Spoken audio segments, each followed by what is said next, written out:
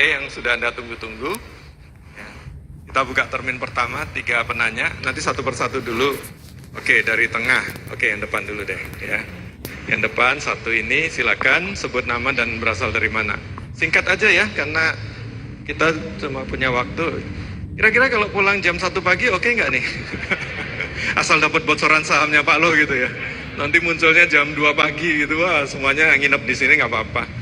Silakan satu pertanyaan aja. Malam Pak Lo dan Pak Lukas. Perkenalkan saya Oki Haryadi. Saya malam ini ada dua pertanyaan. Satu aja.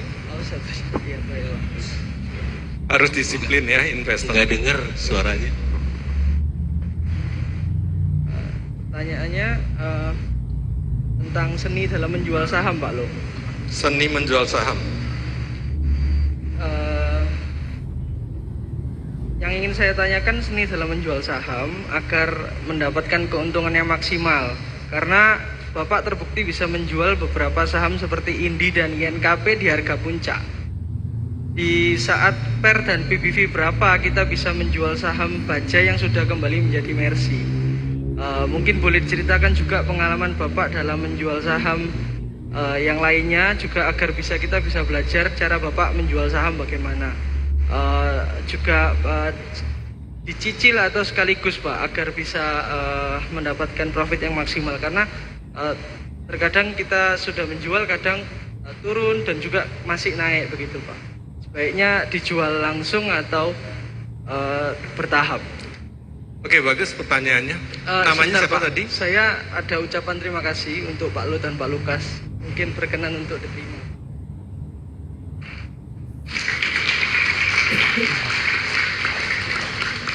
Asal nilainya nggak lebih dari berapa gitu nih, gratifikasi.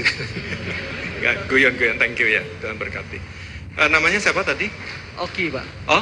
Oki. Oke ya, silakan. Ya, terima kasih Oki. Tadi pertanyaannya bagaimana mengenai menjual, seni ya? menjual, Pak. Seni menjual, oke. Ya. Saya pernah tahun 2016 itu membeli saham Indika Energy tadi disebut ya, di harga 100 lebih, ya 100-an. Padahal nilai buku per sahamnya pada waktu itu 1.600. Nilai buku per saham 1.600, saya beli harga 100. Ya. Memang pada waktu itu Indika Energy harga tambang batu bara terbesar mungkin pada waktu itu nomor 3 di Indonesia. Tambang batu baranya anak perusahaan Mekideko Jaya Agung. Harga batu bara gitu $50 ya. Saya membelinya di harga yang murah ya. Ketika saya membeli, pialang saya yang gelarnya MBA dari Amerika, lulusan MBA, dosen di perguruan tinggi swasta. Dia punya maksud baik, tidak jahat sama saya. Dia begini, Pak, jangan beli tambang batu bara Pak, masa depan suram. Tapi kan saya tahu itu kan komoditas, hari ini suram, besok bisa cemerlang ya kan. Benar, saya beli pelan-pelan, terus jadi pemegang saham terbesar nomor 4 tambang batu bara itu. 2 tahun kemudian harga batu bara yang suram itu naik. Wah, kalau harga batu bara naik, keuntungan Indika Energy kan jadi besar. Wah, harga sahamnya jadi 4.000 lebih ya. Dan saya menjual 4.000 lebih itu di sebelahnya Pak Lukas, di sebelahnya Pak Sukarto Buyu, ya terus di mobil, terus jual terus. Dibeli terus, saya jual terus, saya kasih. Berhenti ketika terjadi gempa bumi ya Pak Lukas. Betul, waktu saya jual terus, gempa bumi, saya lari buru-buru jadi berhenti jualan. Yang paling kaya lari duluan keluar ruangan. Takut gempa ambruk gedungnya gitu.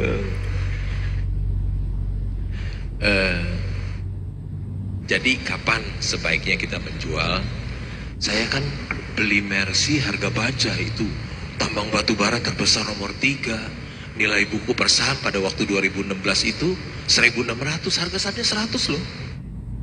Wih, murah banget ya. Ini Mercy harga bajai, saya beli aja terus. Kapan yang terbaik kita jual? Ketika si bajai itu kembali menjadi Mercy. ketika si baja yang kita beli Mercy harga baja itu kembali jadi Mercy kita jual. Di dunia nyata nggak ada Mercy yang dijual harga bajai, hanya ada di bursa. Ya. Jualnya bertahap apa sekaligus? Saya pemegang saham keempat terbesar di Indika, kalau sekaligus bukannya hancur harga sahamnya, ya enggak lah, hancur lebur ya kan. Ya pelan-pelan, di rumah sendirian jual pelan-pelan. Ada yang pasang beli jual, kebetulan Pak Lukas jemput saya jual terus pelan bertahap. Kalau saya jual sekaligus jumlahnya begitu banyak, hancur dong, auto reject bawa langsung, besok auto reject bawa lagi. Enggak, saya juga ingin mendapatkan harga yang baik ya. Sekaligus sama bertahap, ya bertahap lah pasti. Beli nyicil, jual nyicil, seperti orang beli rumah. Kalau jual sekaligus nggak nyicil. Belinya nyicil ya. Beli nyicil, jual nyicil, pelan-pelan. Beli supaya dapat harga murah terus pelan-pelan, pakai aksi senyap, beli pelan-pelan. Jual pun demikian, pelan jual supaya harga sahamnya tidak jatuh, dapat harga bagus terus ya. Tidak sekaligus tapi bertahap.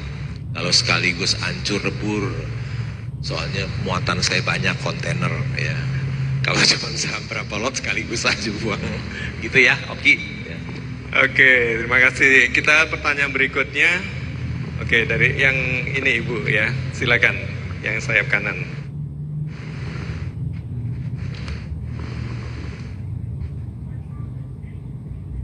Ya, bisa dibantu. Sebut nama dari mana ya Bu? Selamat malam Bapak Lukas sama Bapak Lukeho. Saya Ega dari Surabaya. Pak, saya mau tanya. Kita tahu kan di lantai di bursa saham itu banyak beberapa saham dan dari berbagai sektor. Tadi Pak Loke menjelaskan kalau kita harus mencari wonderful company. Langkah start awal apa kalau boleh saya tahu dari awal Bapak Lokehong itu bisa menemukan dari deretan setiap saham yang ada di bursa sebagai wonderful company.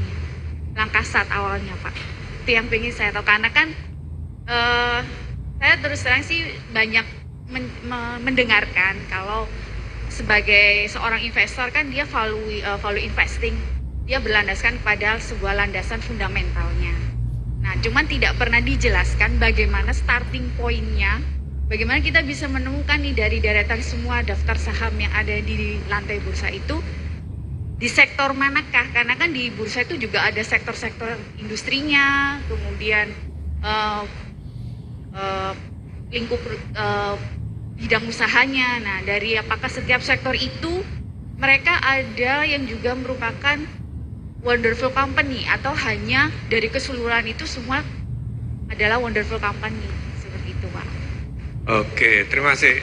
Sama satu boleh Pak, boleh saya minta tanda tangan untuk buku Pak Lokehong kalau boleh. Saya punya itu, bukunya. Iya, itu nanti saya tanda tangan. Iya, oke. Makasih Pak. Edgar ya namanya ya? Ega Pak. Ega. Iya. Oke, jadi pertanyaan tentang how to ya Pak ya. Terima kasih untuk pertanyaannya Ega. Tahapan untuk mendapatkan wonderful company ya. Menurut saya wonderful company itu adalah yang cuannya besar, ya, cuannya cuannya besar. Cuan yang sedikit, apalagi perusahaan rugi, itu bukan wonderful company ya. Wonderful company itu yang cuannya yang besar. Kemudian yang kedua, udah cuannya besar, tiap tahun bertumbuh, growing. Ya. Tiap tahun cuannya tambah besar. Dari 5 triliun meningkat jadi 7 triliun, jadi 10 triliun, 15 triliun, 20 triliun, 17 triliun, 20, terus naik terus.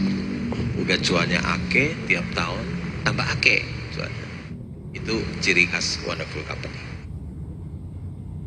Yang kedua, tadi banyak sektor ya. Sektor yang cuannya saya nggak sebut banyak-banyak aja ya. 2 aja dah yang paling saya cinta ya, paling saya cinta. 2 sektor. Apa sih yang cuannya satu bank, bukan rekomendasi membeli atau menjual bank. Ada bank swasta di Indonesia tahun lalu labanya 40 triliun. Perusahaan apa yang bisa tandingin dia, yang bisa jual 40 triliun? Dua, yang saya cinta batu bara, sektor batu bara. Tahun lalu ada perusahaan batu bara cuannya 38 triliun laba bersih batu bara. Perusahaan lain susah lo dapet cuan sebesar itu. Mau beli perusahaan lain bisa cuan segitu? Nggak bisa. Ya, itu ciri-ciri dari wonderful company. Oke, Eka. Oke, baik. Sekarang kita lanjut biar adil. Sekarang di barisan ini ya. Sebentar, sabar. Barisan ini dulu. Nanti kita balik ke sini. Masih sampai jam 1 kok, tenang aja. Silakan, ada di sini. Kalau nggak ada, kita lewat ke sana. Oke, yang angkat tangan ini ya. Mas yang di depan. Ya, Anda, baju hitam. Ya. Oke.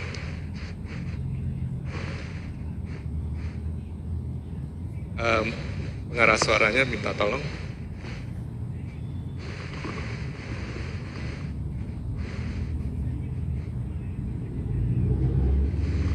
Sebut nama dari mana ya? Ya, selamat malam Mbak Lo dan Mbak Lokwas. Saya Willy dari Kota Malang. Yang ingin saya tanyakan ini mengenai saham Svin. Kalau saya lihat berita kan Mbak Lo sudah mulai cicil jual saham Svin ya. Nah, padahal yang saya cek PBV Svin masih 0,4. Nah,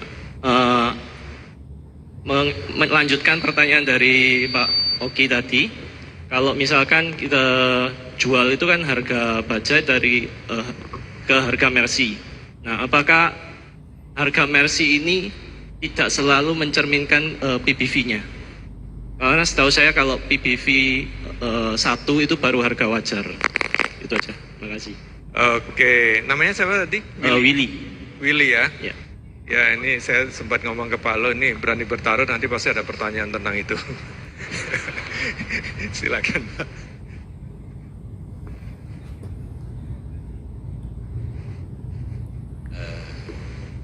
Kenapa saya jual saham Kelipan Finance ya? Saya punya 200 juta saham lebih, jualnya cuma 4 juta saham aja, nggak banyak ya. Tapi sudah menggemparkan seluruh Indonesia saya jual. Sampai orang Malang aja tahu itu kan. Saya jual. Saya punya saham 200 juta saham lebih, cuma jual 4 juta. Sedikit, padahal biar pinter juga nilai bukunya masih 1.300 ya. Apalagi ditambah cuan tahun ini bisa jadi 1.500 kan cuannya.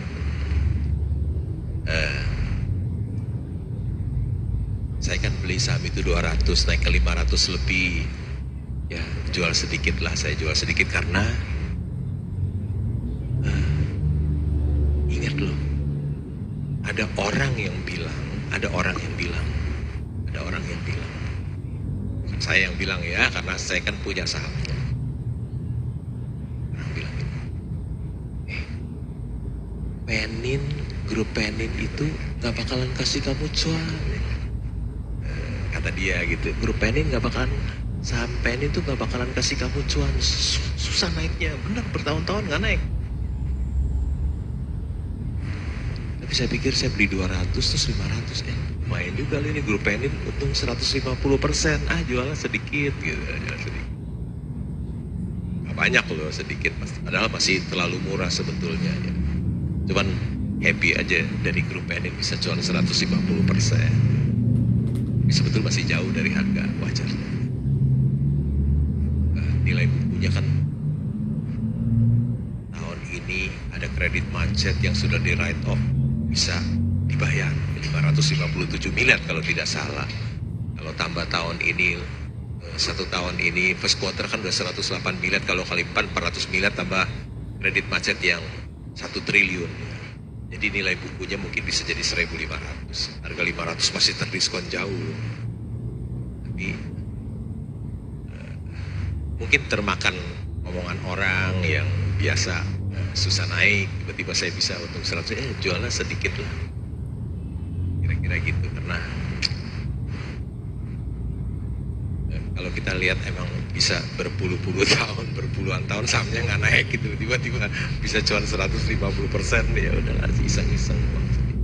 Kira-kira gitu ya. Oke, Willy bisa tidur tenang ya, Willy ya, udah dengar tadi ya. Sebenarnya menurut saya sih Pak Lo itu cuma iseng pengen ngetes jantung Anda itu sehat nggak gitu loh. Tes dikit.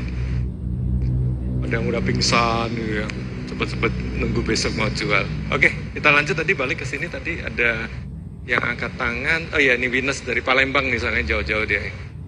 Ini membernya Hungry Stock ikut visit juga. Karena dari jauh kita beri kesempatan. Silakan Winnes. Selamat malam Pak Lukas, Pak Lokeng Hong. Terima kasih ya kesempatannya. Saya Winnes Pak, member Hungry Stocks. Datang dari Palembang, Sumatera Selatan. Ya demi acara ini dan langsung mendengari Pak Lokeng Hong Pak. Izin Winnes ingin bertanya Pak, tentang sektor coal Pak. Pak Lokeng Hong pernah berkata di saat indeks coal gocap Pak 50, Bapak mengatakan itu kesempatan Pak untuk membeli. Dulu Pak di coal saat harga 50. Di saat coal naik ke 400 seperti belakangan tahun kemarin Pak 400. Itu juga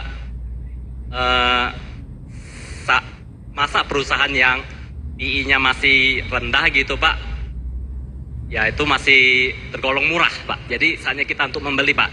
Coal gocap beli, coal 400 beli Pak.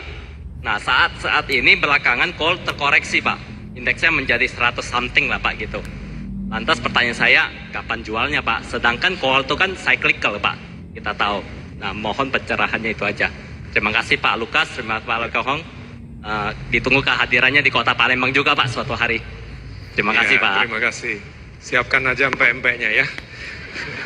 Jadi waktu harga coal $50, saatnya beli. Waktu coalnya 400-an kok belum jual Pak, ya kan?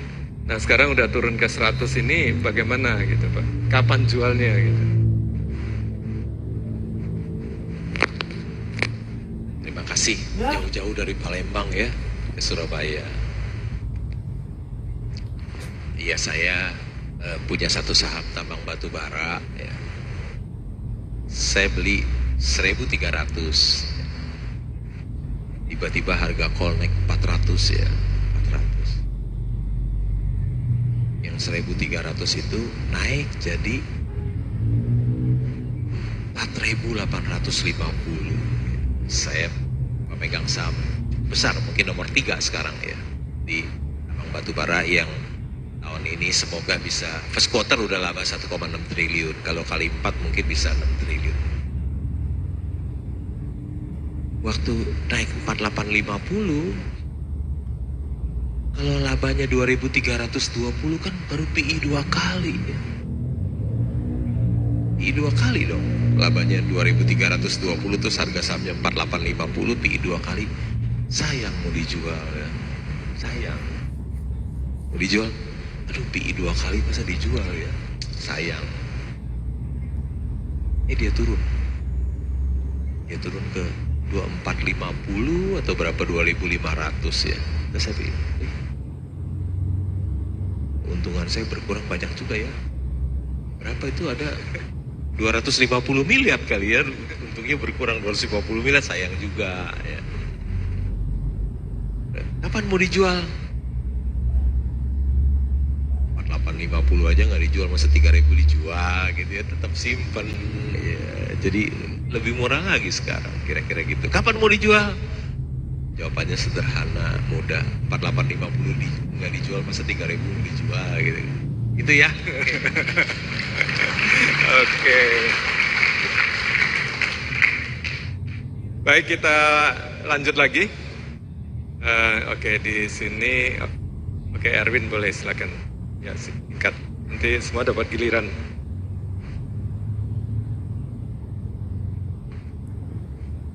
Pertanyaannya masih banyak, udah 9:30. Tergantung Ibu Teresia tuh mau selesainya jam berapa. Bu Teresia mau sampai jam berapakah? Kalau sesuai dengan rundown itu setengah jam untuk Q&A, kira-kira 12 menit lagi ya Bu. Oke. Thank you untuk kesempatannya Pak Lukas sama Pak Lu. Congrats Pak untuk dividennya. Congrats untuk dividennya Pak. Dividen. Congrats ya Pak. Devin pasti. Pak saya mau nanya, Masih. kalau habitnya Pak Lo kan dari pagi sampai malam kan kebanyakan baca koran, annual report, laporan keuangan, habis gitu buku investasi.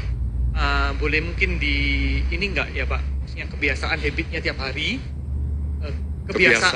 Kebiasaan tiap hari. Terus habis gitu menurut Pak Lo dari kebiasaan Pak Lo ini mana yang paling penting? Terus ada nggak buku referensi untuk kita para investor belajar lebih dalam tentang investasi? Thank you. Ya.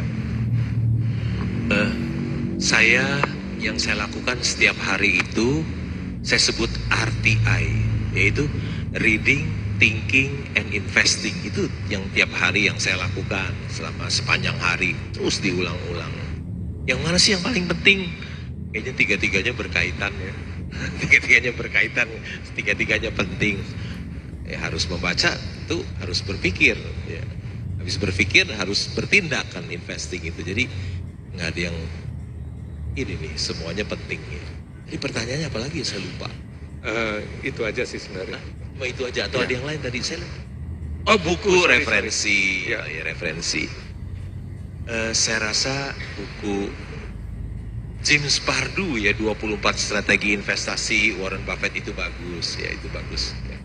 Yang tulis Master of Law, yang tulis seorang sarjana hukum ya, bagus buku itu ya. Wakilnya Warren Buffett juga Master of Law, jadi buku itu juga Master of Law juga bagus. Saya rasa itu bagus, boleh dibaca ulang-ulang. Yang lain ya misalnya The Tao of Warren Buffett juga boleh baca, Mary Buffett ya. Bisa juga baca punya Benjamin Graham, ada Security Analysis, ada Intelligent Investor.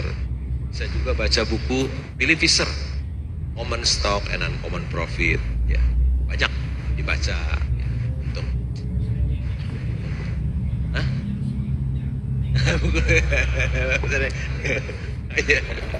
Ya. kira-kira gitu ya. Ya. Baca buku biografinya Lo Keng Hong, orang miskin yang jadi triliuner di Bursa Efek Indonesia. Pengarangnya hebat loh itu pengarangnya. Oke.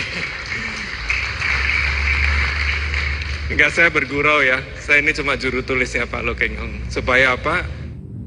Pengalaman ilmunya Pak Lo Keng Hong yang begitu berharga itu tetap terjaga dan bisa dibaca oleh semua masyarakat Indonesia supaya mereka bisa berinvestasi saham secara baik, hasilnya benar caranya. Oke, tadi silakan ya, yang baju hitam kaos.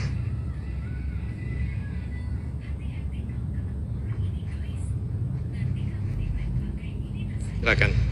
Ya, selamat malam Pak Lukas, selamat malam Pak Lo Keng Hong. Ya, selamat Saya malam. Michael Lorenzo Pak, dulu alumni batch 9 tahun 2021. Ya, yang saya mau Alumnus tanya. UI. Oh bukan Pak, ini seminar Hanggirstock. Oh, seminar Hanggirstock. Ya, Oke, batch oke. 9. Yang saya mau tanyakan mengenai ini Pak, saham di sektor pulp and paper. Di sektor pulp and paper, saya sebut saja sahamnya Indah Kiat.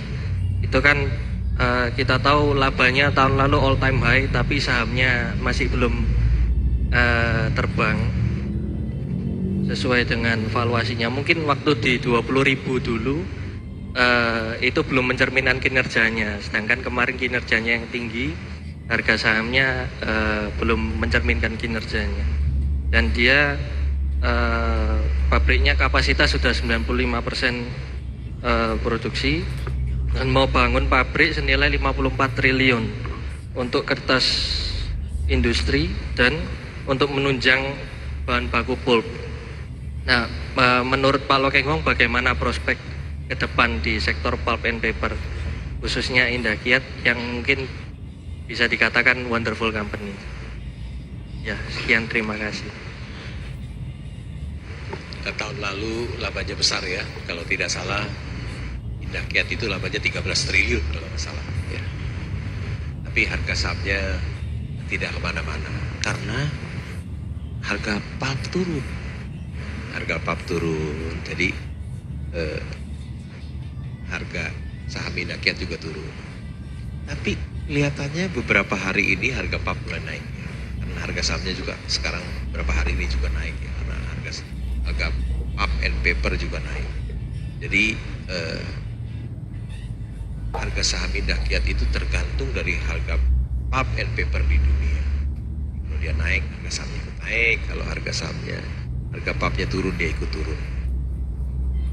Jadi kalau dia lagi murah, ya boleh beli. Ya.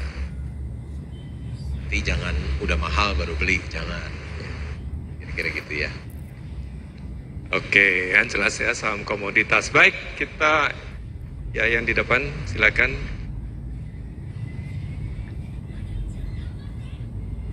Ya, Ibu atau Mbak di depan silakan monggo. Ini siap-siap setelah ini satu pertanyaan terakhir ya. Ini silakan satu dulu. Oke, saya Cicilia dari Pekanbaru. Terima kasih untuk kesempatannya.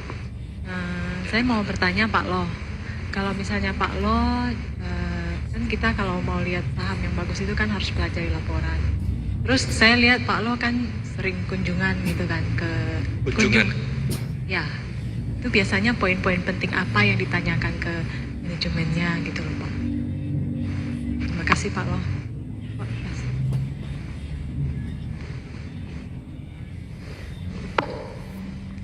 Yang ditanyakan poin-poin apa ya, semuanya ditanyain dia. Lihat apa yang kita nggak ngerti kita tanyain, semua kita tanyakan ya. Hampir semua. Kalau ketemu Pak Harto, tanyanya Pak Geraha Natura berapa luasnya Pak, berapa hektar,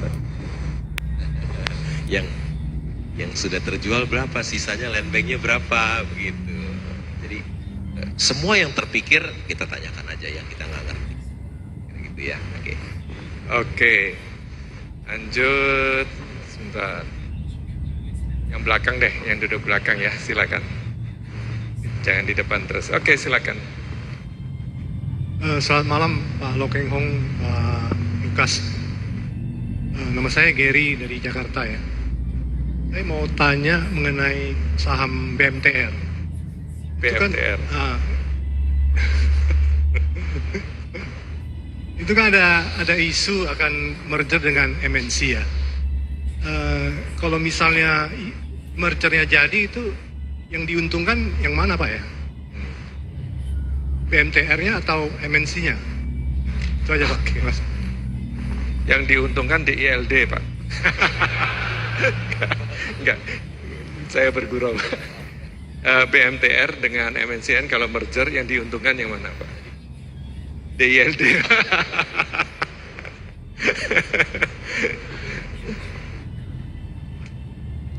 Kalau ini andai-andai berandai-andai ya.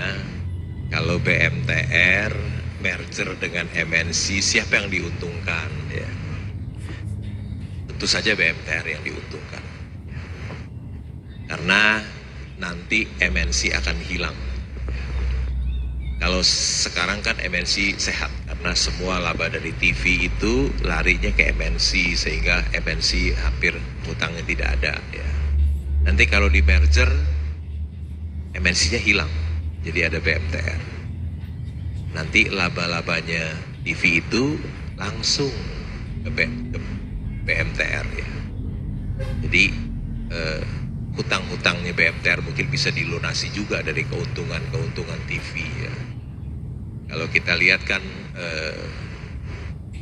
MNC first quarter udah untung 600 miliar lebih, kalau kita kalikan 4 kan udah 2,4 triliun kira-kira setahun.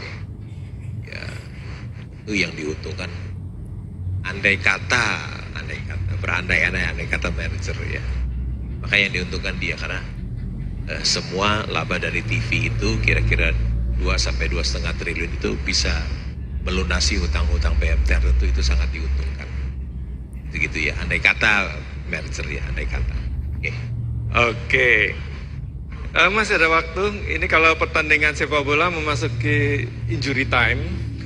Sedang menunggu pertanyaan yang kira-kira bisa membuat heboh Bursa Efek Indonesia besok ya. Kayak terakhir kita di KSPM UI itu.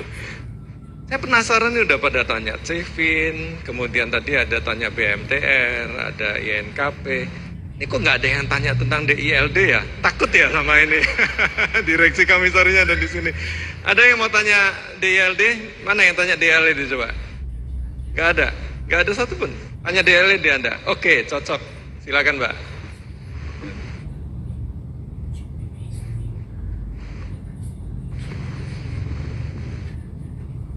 Salam kenal Pak, saya Susi dari Surabaya. Pak Lo, saya mau tanya, Bapak kan sering mengatakan supaya beli saham Mercy yang dibeli dengan harga bajai. Nah, kami kan sangat ingin beli saham Mercy di harga bajai. Tapi sebagian saham-saham yang Bapak beli, apabila dilihat pada laporan keuangannya, banyak saham-saham Bapak yang pada dasarnya merugi. PI-nya negatif dan operating margin-nya rendah. Misalnya, harga saham-saham komoditas saat Bapak beli selalu dalam kondisi rugi. BI negatif dan marginnya rendah. Juga saham DILD yang Bapak beli saat ini juga masih rugi. Setelah Bapak beli dan Bapak tunggu, baru beberapa saat kemudian menjadi untung dan harga saham naik, misalnya saham GJTL juga. Mohon Bapak dapat menjelaskan perbedaan perusahaan yang kelihatannya jelek, tapi sebenarnya potensi menjadi saham Mercy dengan perusahaan yang jelek karena memang kualitasnya jelek. Itu saja ya Pak, terima kasih. Oke, terima kasih. Terima kasih atas keberaniannya. Nanti pulang minta diantar satpam ya.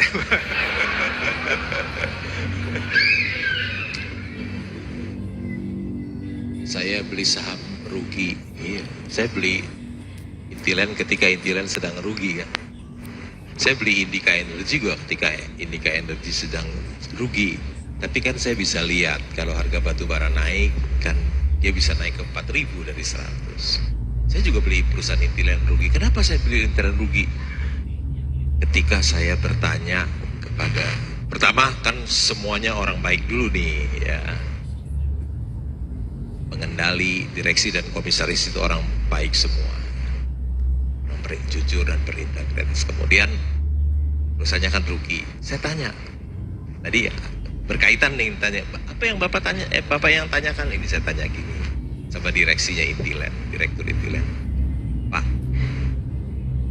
berapa sih nilai proyek Intiland di 65 proyeknya? Ya.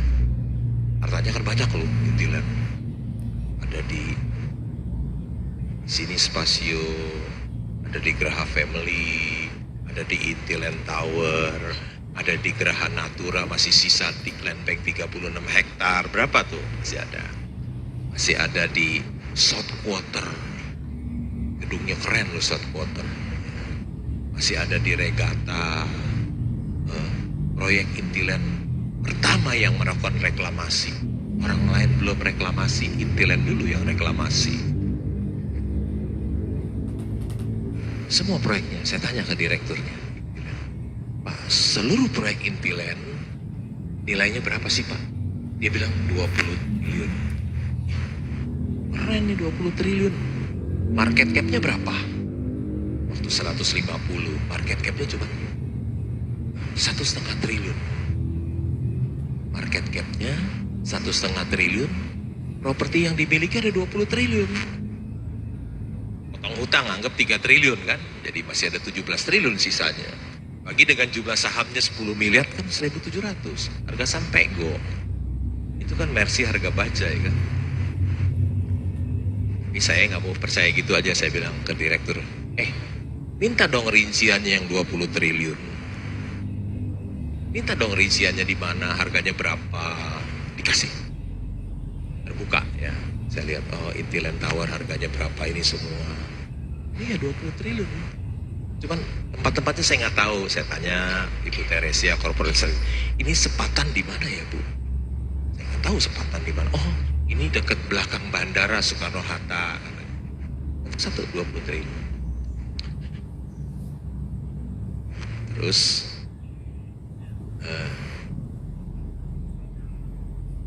sudah Sudah saya tahu rinciannya 20 triliun, potong utang mungkin 3 triliun, 17 triliun dibagi dengan jumlah sahamnya 10 miliar lembar, kan 1.700 per saham. Harga sahamnya pepego, waktu itu saya beli. Diskonnya 90%, ini kan Mercy harga baja. Nilainya 20 triliun, kalau properti booming, naiknya juga 1 kali lipat, tiba-tiba bisa jadi 40 triliun loh. 20 triliun itu. Nah udahlah, beli aja lah, beli. Saya beli properti, minta diskon 5% aja susah. Udah saya beli saham Intiland aja, sekalian beli developernya dapat diskon 90% gitu. Kira-kira gitu ya. Oke, terima kasih.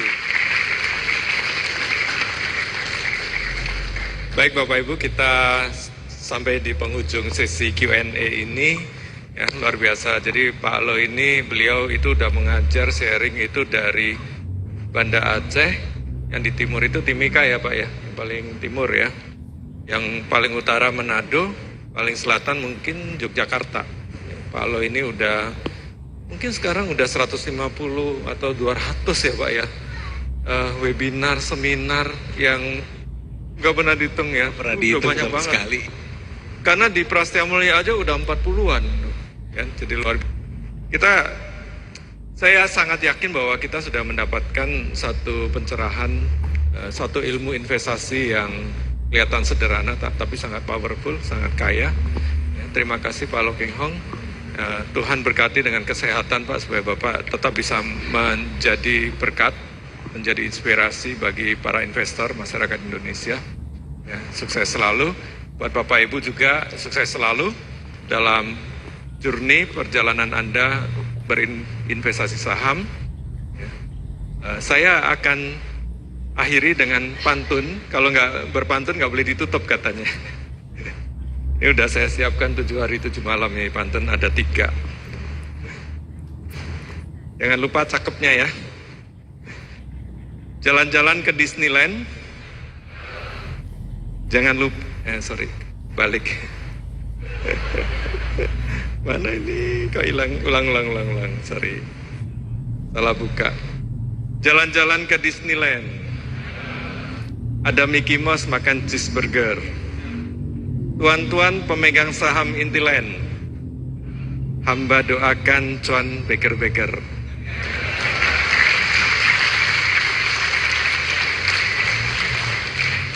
Yang kedua, supaya bayarannya nggak dipotong. Enggak, saya bergurau. Ini pro bono. Buah serikaya, buah kedondong. Yuk kaya bersama Lo Keng Hong.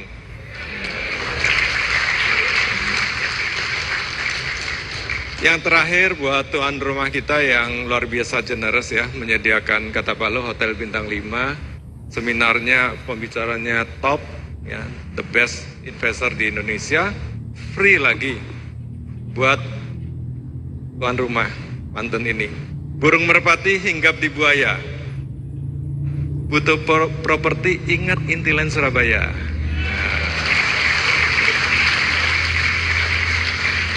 Terima kasih.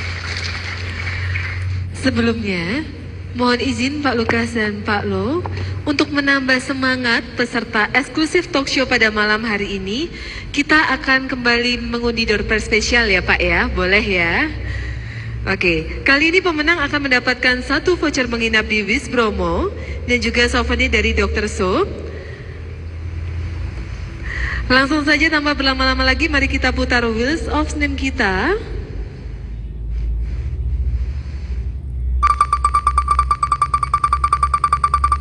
Oke, kita lihat siapa yang beruntung ya.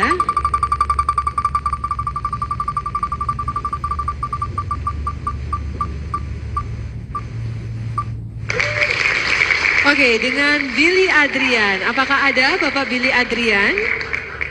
Karena kalau tidak ada kita akan kembali untuk ini ya, boleh ya untuk diulang kalau tidak ada.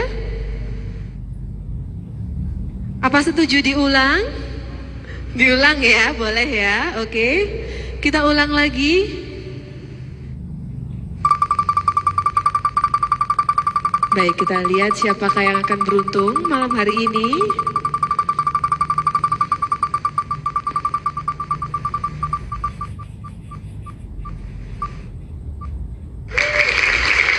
Apakah ada dengan Bapak Farel?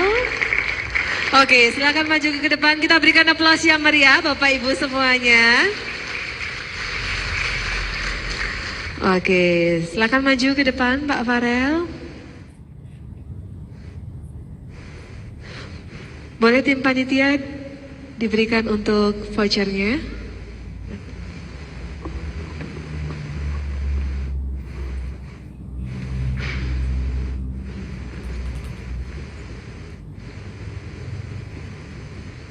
Oke, mungkin boleh berfoto bersama dulu.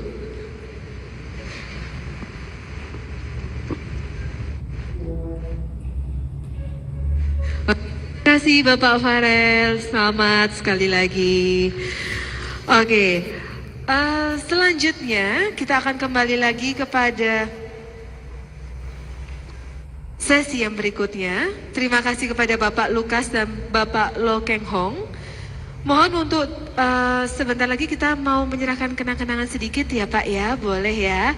Kami mohon kepada Bapak Lukas dan Bapak Lo Keng Hong untuk kembali naik ke atas panggung.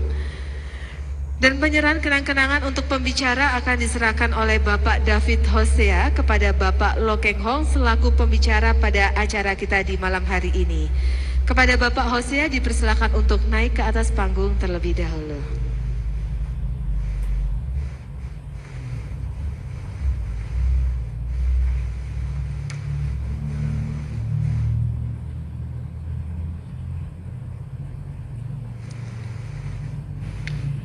Oke, boleh di aplaus meriah pada malam hari ini. Selanjutnya, penyerahan souvenir untuk moderator kita yang akan diserahkan oleh Bapak Harto Laksono kepada Bapak Lukas Setia Atmaja selaku moderator kita di malam hari ini. Kepada Bapak Harto Laksono dipersilakan untuk naik ke atas panggung. Selain itu kami juga mengingatkan kepada para audiens untuk jangan pulang terlebih dahulu.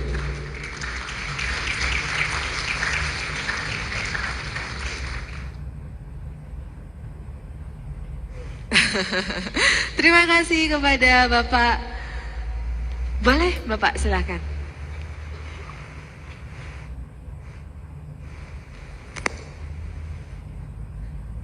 Kami persilakan kepada para direksi untuk maju ke depan dan berfoto bersama Bapak Lukas dan juga Bapak Lo.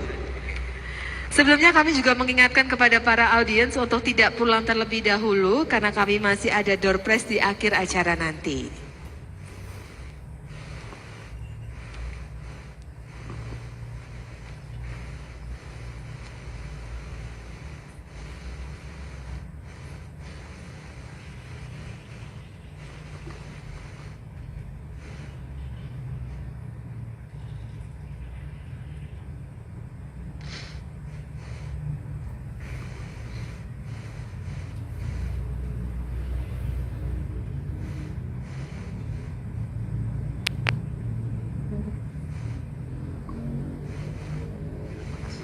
Terima kasih banyak. Kita berikan aplaus sekali lagi para ibu tamu undangan.